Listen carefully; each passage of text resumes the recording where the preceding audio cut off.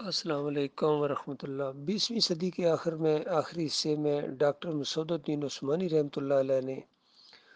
شرک کی جڑ کے اوپر تیشہ چلایا، توحید کی دعوت پھیلائی، رد شرک کیا اور شرک پھیلانے والوں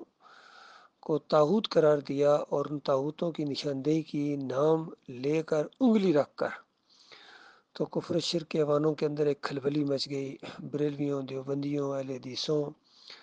جماعت اسلامی، تنظیم اسلامی، سب کے شرک کو بالکل اس کا پوسٹ مارٹم کر کے اور صوفیوں کی کتابوں کے حوالے دے کر، عبد القادر جیلانی ہوں، محی الدین چشتی ہوں، علی جویری ہوں، مجدد الفسانی ہوں اور شاہ ولی اللہ کا پورا خاندان ہو، یہ سارے جتنے پوجے جا رہے ہیں یہ صوفی، ان کے مزار پوجے جا رہے ہیں، ان کی گدیاں پوجی جا رہی ہیں، اور ایک شرک اور کفر کا ایک بازار ہے، گویا طوفان ہے جو تھمنے کا نام نہیں لے رہا ہے۔ اور اس سے اتنے لوگ متاثر ہوئے شرک سے کہ بڑے بڑے انقلابی انداز سے اٹھنے والے، جس میں مودودی صاحب شامل ہیں، یا یہ ڈاکٹر اسرار، دیکھیے ان کے دماغوں کے اندر سے بھی یہ گنبد نہیں نکل رہا ہے۔ اس طرح انہوں نے گنبد کو اپنی بیک گراؤنڈ میں یہ دکھاتے ہیں، چاہے علی انجینئر ہو، حتیٰ کہ ڈاکٹر ذاکر نائک کے پروگراموں میں بھی پیچھے گنبد دکھایا جاتا ہے۔ بیت اللہ کے ساتھ جڑا ہوا دیکھو، بتاؤ یہ شرک کی علامت نہیں ہے تو کیا ہے؟ اسی وجہ سے ڈاکٹر مسعود الدین عثمانی رحمۃ اللہ علیہ نے اپنے کتابچے کا نام کعبۃ اللہ اور یہ کعبے، اور نیچے لکھا ان کعبوں کو ڈھا دو، یعنی بیت اللہ کے مقابلے میں یہ جو مزار بنائے گئے ہیں یہ پوری طرح کعبے ہیں ان مسلمانوں کے، اور وہی کچھ ہوتا ہے جو بیت اللہ کے ساتھ ہوتا ہے۔ وہاں حاجی جاتے ہیں، طواف کرتے ہیں، اور یہاں مرید جاتے ہیں، مزاروں کا طواف کرتے ہیں، گھومتے ہیں۔ محی الدین چشتی کے مزار پر دیکھو، عبد القادر جیلانی کے مزار پر دیکھو، بر امام دیکھو، باٹی میں گنج بخش جسے کہتے ہیں، گنج بخش خزانے بخشنے والا، اور پورا ملک مقروض ہے اور سونے کے دروازے لگائے ہوئے، اندازہ لگے انہوں نے۔ اس سے بڑی جہل اور جہالت اور بڑی بیوقوف اور مشرک قوم شاید یہ زمین کے اوپر پائی جاتی ہو یا پائی گئی ہو۔ یہ سارے ریکارڈ انہوں نے توڑ دیے ہیں۔ اور سیون شریف ہے جی، وہاں بھی سونے کا دروازہ لگا ہوا ہے۔ کسی کو خیال تک نہیں آتا ہے، بڑے بڑے آکسفورڈ کے پڑھے ہوئے اور بڑے بڑے علامہ اور مدرسوں کے پڑھے ہوئے 9 ستارے اکٹھے ہوئے، اور اس کے بعد متحدہ مجلس عمل، اور اب پھر یہ مدینہ ریاست بنا دو، سب کچھ، لیکن شرک کو ہٹانے کا، شرک سے توبہ کرنے کا نام نہیں لیتے، بلکہ آئے دن کمپلیکس بناتے ہیں، دربار کمپلیکس بناتے ہیں، اور پتہ نہیں کیا کہ اس میں اضافے شرک کے اندر اضافہ ہی ہوتا چلا جا رہا ہے۔ اور وہاں جا کے ان کے صدر، وزیر اعظم، وزیر اعلیٰ اور چیف مارشل لاء ایڈمنسٹریٹر تک وہاں جا کے انہوں نے ماتھے ٹیکے ہیں۔ تو اللہ کے بندو، یہ اصل وجہ ہے امت مسلمہ اس شرک کی وجہ سے ماری جا رہی ہے، اور ہمیشہ یہی ہوا ہے، ہمیشہ قبر پرستی اور بت پرستی کی شکل اختیار کر جاتی ہے۔ تو جس طرح وہاں بیت اللہ کی چادر کو قائم رکھا نبی علیہ السلام نے، اور ابراہیم علیہ السلام کی سنت ہے، یہ اسی طرح یہ مزاروں کے اوپر چادریں چڑھتی ہیں۔ وہاں لبیک اللہم لبیک کی صدا بلند کی جاتی ہے، لا شریک لک لبیک، اور بالکل اس کے مقابلے میں حق بہو، بے شک بہو، بری کر کھری، لبیک یا رسول اللہ کے نعرے، یہ مشرکانہ نعرے سارے کے سارے بیت اللہ میں وہ جو لبیک اللہم لبیک پکاری جاتی ہے، یہ صدا اس کا مقابلہ کرنے کے لیے وہاں صفا و مروہ کی دوڑ لگائی جاتی ہے، یہاں بابا کی بیٹھک اور اس کے مزار تک یہ دوڑیں لگاتے ہیں۔ وہاں بیت اللہ میں آب زمزم ہے اور اس کی برکت ہے، اور وہ پانی خود بھی پیو، دوسروں کو بھی پلاؤ، بالکل اسی طریقے سے یہ نیاز بابا کی وہاں سے، جس طرح ہندو وہاں پرشاد بانٹتے ہیں، یہ اپنی نیاز بانٹتا ہے، وہاں سے لے کے آتا ہے۔ سب کچھ وہی کچھ ہو رہا ہے بیت اللہ میں۔ وہاں جب جاتے ہیں اور مقام ابراہیم پر جو ہے وہ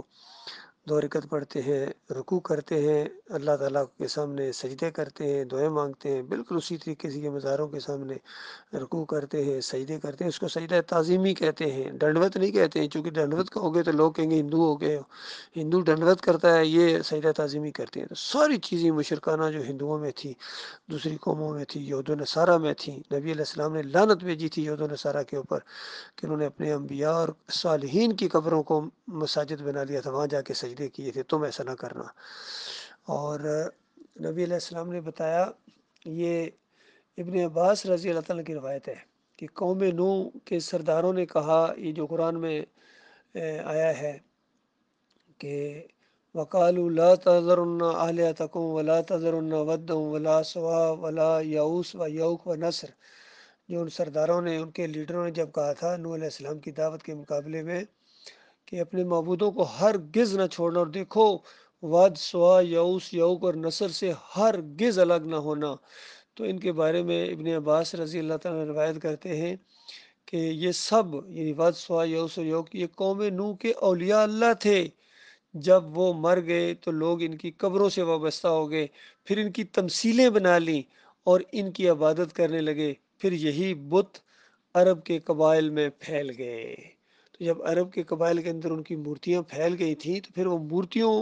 کے سامنے جا کے جھکتے تھے نا، تو مورتی پوجا ہوتی تھی نا۔ بے شک پیچھے شخصیات ہوتی ہیں، لیکن ان کی مورتی بھی شرک کی علامت ہوتی ہے۔ بالکل یہ آپ کے سامنے جس طرح ایک گنبد آپ کو نظر آ رہا ہے، اصل میں تو نبی علیہ السلام کی وجہ سے اس کی ساتھ عقیدت کرتے ہیں۔ حالانکہ نبی علیہ السلام نے گنبد بنانے سے منع کیا ہے، قبر کو پکا کرنے سے منع کیا ہے، اس کے اوپر عمارت بنانے سے منع کیا ہے، لیکن یہ کہاں منع ہوتے ہیں یہ مسئلے؟ یہ بالکل وہی کچھ کریں گے جو یہودیوں نے کیا تھا، وہی کچھ کریں گے جو ہندوؤں نے کیا تھا، اور اللہ کے عذاب کا کوڑا اسی طرح ان کے اوپر برس رہا ہے جس طرح یہود و نصارہ کے اوپر کبھی برسا تھا، اور ہندوؤں کے اوپر اور سکھوں کے اوپر، اور بالکل وہی انداز ان کے مسلمانوں کے اندر آ گیا ہے۔ یہ ان کا بہت بڑا شرک ہے۔ اللہ کے بندوں، حیرت ہوتی ہے کہ توحید کی دعوت دینے والے یہ اہل حدیث سلفی، یہ بھی گنبد کے رکھوالے ہیں، اور دیوبندی بھی گنبد کو پوجتے ہیں، کہتے ہیں ہمارے سر کے اوپر اگر گنبد، اور بلکہ وہ تو نالین تک کو پوجتے ہیں، نبی علیہ السلام کے جوتے کو بھی پوجتے ہیں، اور خادم حسین رضوی کا تو کیا ہی کہنا، وہ تو اس حد تک آگے چلا گیا، کہتا ہے صحابہ پیشاب تک پی لیتے تھے، اتنا برا الزام اس عالم نے لگایا، بیان کرتے بھی شرم آتی ہے۔ ان کے عقیدوں کے اندر اس طرح خرابی گزری ہے، یقین کیجئے، یہ جتنے ہوں، طارق جمیل ہوں، تقی عثمانی ہوں، ڈاکٹر اسرار ہو، مودودی ہو،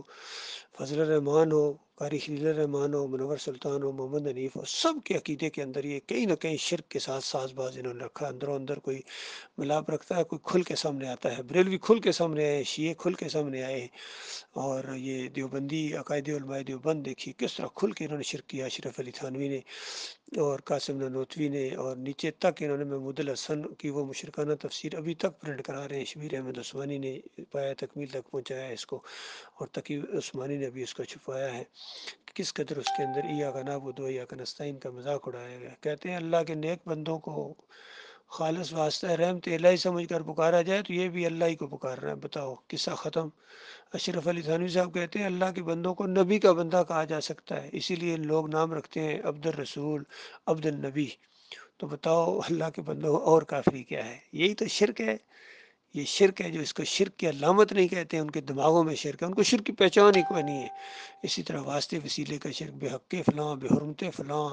فلاں کے صدقے، فلاں کے صدقے، براہ راست اللہ تعالیٰ کو پکارتے ہوئے اور اللہ کی ذات اور صفات کا صدقہ دیتے ہوئے ان کو پتہ نہیں کیا پریشانی لاحق ہو جاتی ہے، ان کو چین ہی نہیں آتا جب تک شرک کے ساتھ دعا نہ مانگے، اور اللہ کی وہ بات ان کے اوپر پوری ہو گئی۔ وما یؤمن اکثرهم باللہ الا وهم مشرکون، اکثریت اس طرح ایمان رکھتی ہے، ایک ساتھ ساتھ شرک بھی کرتی ہے،